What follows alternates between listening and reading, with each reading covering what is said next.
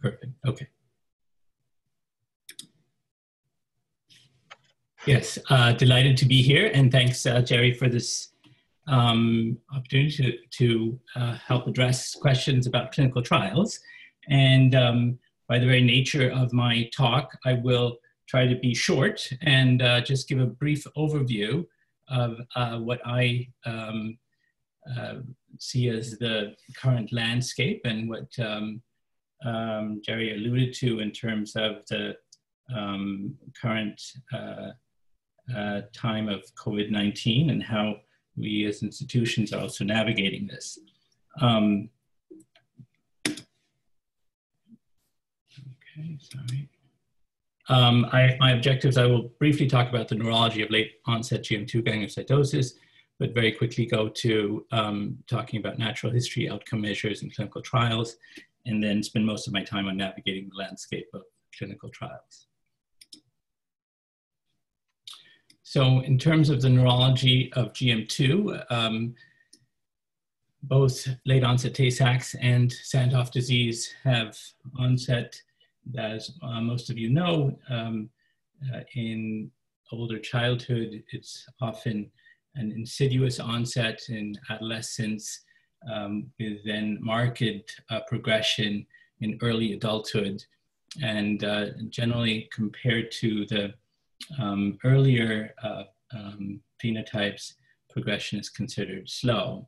Symptoms are thought to result from neuronal damage due to accumulation of GM2 ganglioside within lysosomes. And it's a complicated disorder because it involves really many different parts of the nervous system. And I have tried to illustrate this here with this overview of the different compartments of brain, spinal cord, and peripheral nerve that are involved in late onset GM2 gangliosidosis. On the one hand, there is the small part of the brain in the back called the cerebellum that is responsible for coordination of movements, but also fluency of speech. Then there's the spinal cord, where there's a very long track that runs down from the brain into the spinal cord called the pyramidal system. And this is the one that is responsible for sending motor signals out into the periphery. And these are then sent from the spinal cord to the various muscles. And these peripheral nerves are also involved in a late onset GM2, can cause weakness, but also differences in sensation, numbness, tingling, and a poor ability to sense one's body in space. And here a little blow up of what you see in the spinal cord. There are different nerve cells called the anterior horn cells, as well as the dorsal root ganglion, that are also involved in GM2 and responsible, again, for weakness, but also muscle tightness when it comes to the anterior horn cell. And then the dorsal root ganglion really mediating a lot of the sensory information that's going back up to the brain. And again, that sense of where you are in space and the sensation is mediated through this important cell type. So I just wanted to lay out not just that there are many different parts of the nervous system, but also importantly, when we use medications and drugs, we have to know that we can target those different cell types and those different parts of the nervous system. And that is what we're facing as we try to have success. So what are the goals of clinical trials in late onset GM2 gangliosidosis? On the one hand, there are outcomes that we're striving for. We might strive for improvement of symptoms. We might try to slow the underlying disease progression. We might try to prevent further progression and possibly maybe even reversing the underlying disease process. You know, the types of interventions you want to think about are non-pharmacological, can include exercise therapy or psychosocial programs, but mostly what we're talking about are symptomatic treatments and disease-modifying treatments, but these have distinct different goals. What are the challenges of clinical trials in late onset GM2? In a slow progressive disorder, it may take a longer time to show an effect of a drug, whether it's causing stability or improvement. You need to recruit worldwide in order to fulfill enrollment if there is more than one treatment, pool of participants is reduced. Important question, what are we trying to beat? Often it is the untreated course that might be variable or poorly understood. What should we measure and how should we measure it? What is the best test for balance or strength? These are the kinds of questions that we wrestle with behind the scenes as we try to optimize outcome measures. So outcome measures in clinical trials can encompass everything from biochemical markers that you see here in green up to different kinds of outcome measures related to your clinical performance or observations and patient-related outcomes. But importantly, if the disease is progressive, we want to clearly impact also survival. So just to lay the ground, as you're going to be hearing about two exciting trials coming up or underway, some of the terminology that we're using. On the one hand, there are placebo-controlled trials, there are randomized trials, there's phase 1 versus phase 2. These have different kinds of goals as you outlined here. We want to think about safety versus efficacy endpoints. Often what we're striving for is the open label that often doesn't occur until the extension phase of a study. And then, of course, natural history, which is that untreated disease course that we need to know so well in order to get more trials up and going and be more successful. So some of that effort around natural history was really launched by the NTSAD and Jerry Cox, myself, and many others that are shown here. Really, this is the first step, knowing your natural history and understanding how those measures change over time are really critical. The kinds of things we've been measuring is everything from balance and coordination, your ability to get up and go out of a chair, your ability to draw, and your intelligibility of your speech. And the important thing that I think happened here was that at the annual conferences, these were able to be repeated again and again. And this gave us a sense, sorry, I'll try and go back.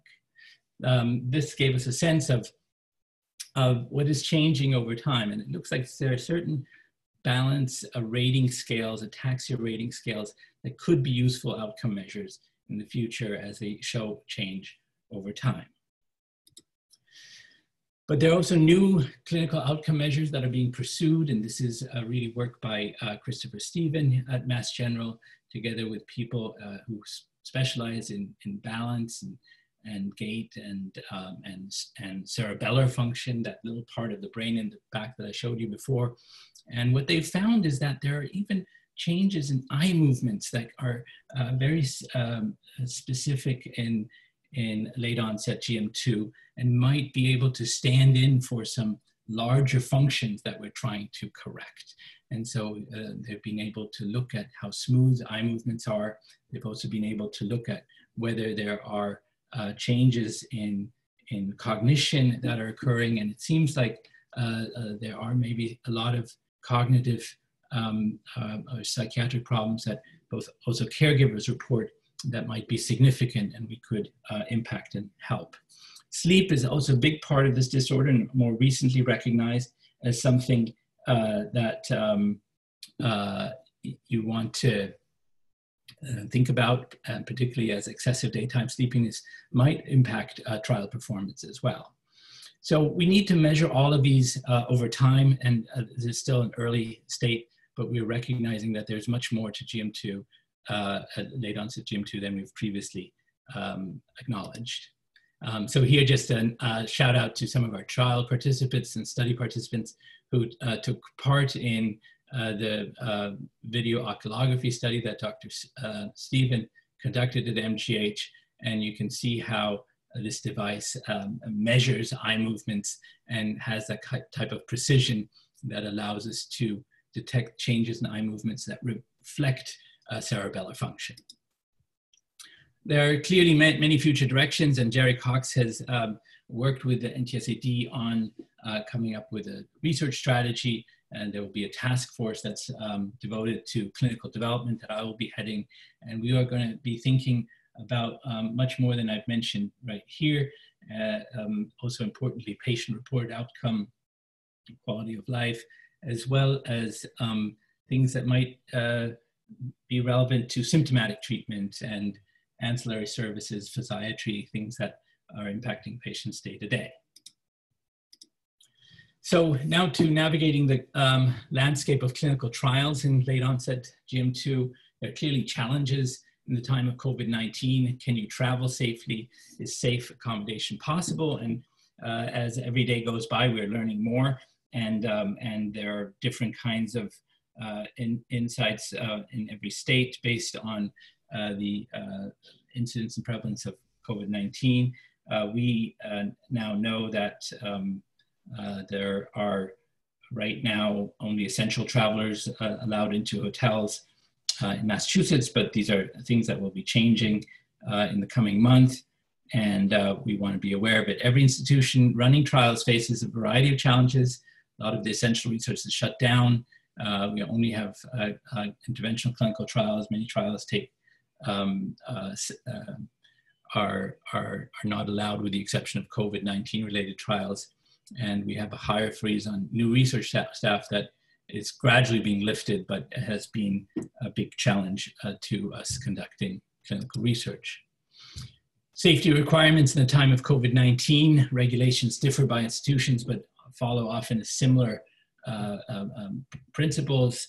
We practice social distancing. We have certain rules on both in the lab as well as in the clinical setting, what distance to adhere to. We're minimizing in-person contacts.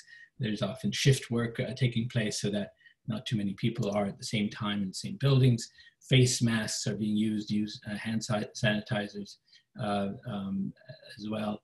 COVID-19 testing is required of patients admitted at our institution for procedures as well as for research visits. Staff attest daily to health status, just to mention a few things here. But I think at the same time, we are seeing many more opportunities in clinical trials than ever before. You will be hearing after this talk of mine about two exciting trials that are ongoing or about to start.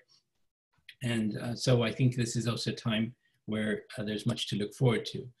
Overlapping studies bring opportunities, but also challenges. Trials first test safety of drugs, and therefore certain rules are in place. You cannot have two experimental drugs at the same time. There are other restrictions and concomitant medications. There are washout periods before and after trials. Often these are 6 to 12 weeks or dependent on the half-life of the drug. And the washout period begins when the patient ends participation in one trial, lasts until consented in the new trial. Duration and success of trials often depends on the goals of the study.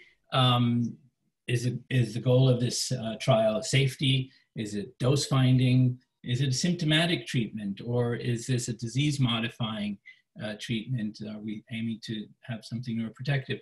If it's symptomatic, you might quickly know whether you are successful or not.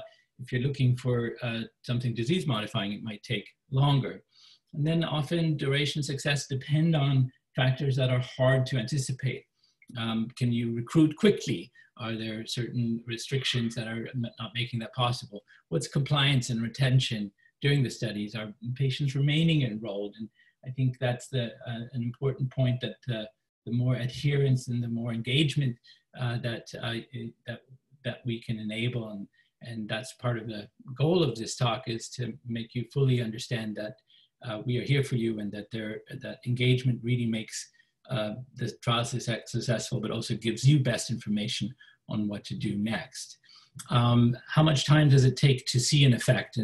And clearly there are different kinds of trials, but placebo often adds rigor, and an open label patients serve as their own control, which can be more difficult. Often open label extensions are available and allow for patients then to access drug outside of the placebo-controlled setting. So I just wanted to close here and tell you to contact MGH Clinical Research Coordinator Daniel Kelly if you have questions on participating in future trials, but I'm also glad to take any questions now through a chat or otherwise. I hope I kept on time, Jerry. Great, perfect. 30 seconds early. So a few questions have come in. First one is, as a neurologist, what do you think about the goal of treatment in late onset disease? Do you envision that some of these treatments might be able to reverse some of the symptoms, or is stabilization really more of the goal of treatment? So that is an important question, and something that we are always thinking about, particularly as we're studying this in animal models or are approaching early research. Often the earlier you start an intervention, the higher your likelihood of reversing symptoms. Another consideration is if the cells have not died in that compartment of the nervous system, and they're still alive, then there might be a way of bringing those cells back to their full function. However, there is cell death occurring, that is harder. And there are some parts of the nervous system where in late onset GM2 is more vulnerable, and some of that is happening. But I will say overall, because this is a slow disease, I think there is a chance of reversing some function. I would hesitate to say it can be fully reversed. But I think there are many different goals, as I outlined, from symptomatic treatment to stabilization, neuroprotection, well-being, and reversal. So. Great, thanks. So, in this session, we're talking about some different drugs used to treat diseases, and you mentioned physiotherapy. One of the questions that's come in has to do with diet. Is there any role for diet in modulating the buildup of lipids in the central nervous system? Yeah, it's a good question. Certainly the diet can modulate both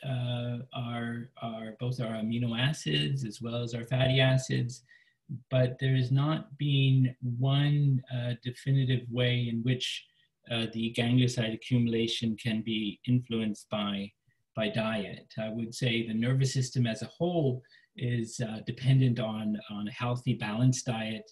And I always advise my patients, to be aware that the nervous system requires vitamins that are often, B vitamins that are important for the long tracts in the spinal cord and elsewhere, vitamin E as well. So I think, fresh produce and fruit and vegetables, as much as that might sound mundane, is important.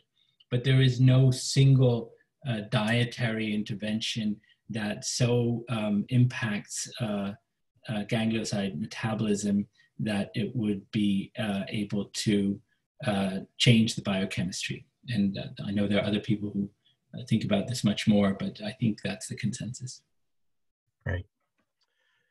And then just one last question has to do with participation in more than one clinical trial. If a patient has participated in a clinical trial in the past, and now there's an opportunity either to be followed in an extension study or a follow-up study versus joining another study, what would be some considerations or advice you would give them if they're trying to decide whether to stay with the previous study or join a new study? Yeah, I mean, these are often difficult decisions. I think these are very individualized depending on what you experienced on a certain drug and how you see the logistics or maybe some of the side effects you've experienced. I would give one piece of advice is reach out and talk to different sites and investigators and coordinators, understand the logistics. Often, as I mentioned, there are washout periods that occur after trials, after treatment, but also are required before a new treatment can start. And often that washout period doesn't start with the timing of the new drug being administered, but the washout period is required up to as early as the consent timing. So there's some important coordination, but I would say try to talk to the individual sites, investigators and coordinators, and get a sense of the logistics as you prepare. And the more information you receive, I think the better decision you will make. Great. And then just finally, in this era of COVID, a lot of the patients I know are anxious for trials to start, or if they're involved in trials, they're concerned about, the trial being able to continue. How do you think they should best stay informed about trials, when they'd be ready to open? Or I know people probably don't like to prognosticate, but do you have a sense at your institution for new clinical trials when you think things may get back to normal and enrolling patients again? Yeah, so we have a lot of experience with both clinical trials as well as this more recent COVID-19 situation.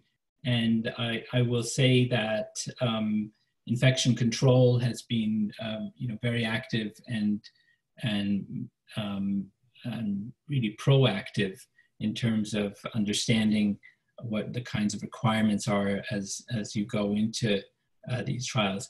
We are approaching this in a phased rollout so that we can really watch how each part of the opening of our hospitals is impacting numbers of infections. But so far, I will say the infection rates among our staff are lower than in the community overall. So I think the precautions that have been taken in hospitals are really safeguarding not just the staff, but also the patients coming in.